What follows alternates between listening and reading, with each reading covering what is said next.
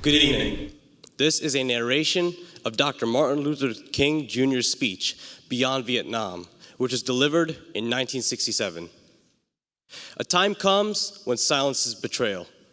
That time has come for us in relation to Vietnam.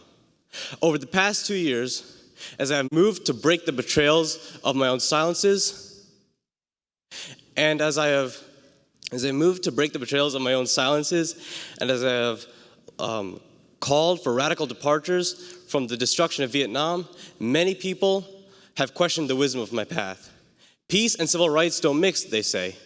Aren't you hurting the cause of your people, they ask. And when I hear them, though I understand the source of their concern, I am nevertheless greatly saddened. For such questions mean that the inquirers have not really understood me, my commitment, or my cause. Indeed, their questions suggest that they do not know the world in which they live. I deem it of signal importance to try to state clearly why I believe the path from Dexter Avenue Baptist Church, the church where I began my pastorate, leads clearly to the sanctuary tonight. There is, at the outset, a very obvious and almost facile connection between the war in Vietnam and the struggle I and others have waged here in America.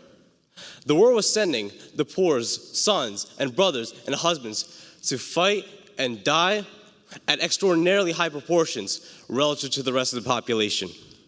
We were taking young black men, crippled by society, and sending them 8,000 miles away to fight to guarantee liberties in Southeast Asia that they had not seen in Southwest Georgia or East Harlem. So we have been repeatedly faced with the cruel irony of watching white and Negro boys on TV screens as they kill and die together for a nation that has been unable to seat them together in the same schools.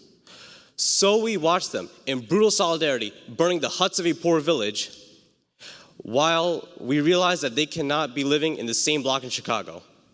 I cannot be silent in the face of such cruel manipulation of the poor. And as I ponder the destruction of Vietnam and search within myself for ways to understand and respond in compassion, my mind goes constantly to the people of that peninsula. They watch as we poison their waters, as we kill 1 million acres of their crops. They must weep as bulldozers roar through their areas, preparing to destroy their precious trees. They wander into the hospitals and see at least 20 casualties from American firepower for every Viet Cong inflicted injury. So far, we may have killed 1 million of them, mostly children. They wander into the towns and see thousands of children, homeless, without clothes, running in the streets in packs like animals.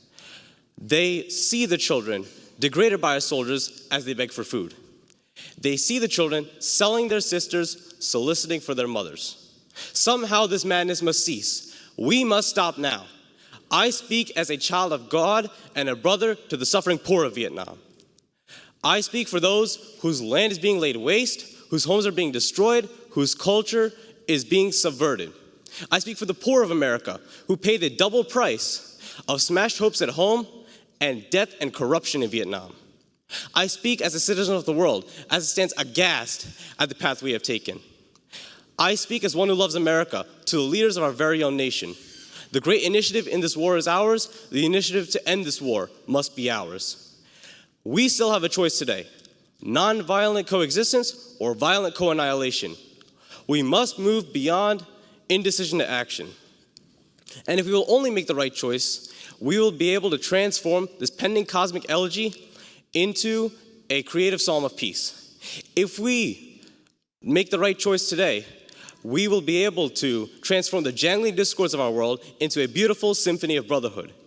If we will but make the right choice today, we will be able to speed up the day all over America and all over the world, when justice will roll down like waters and righteousness like a mighty stream. Thank you.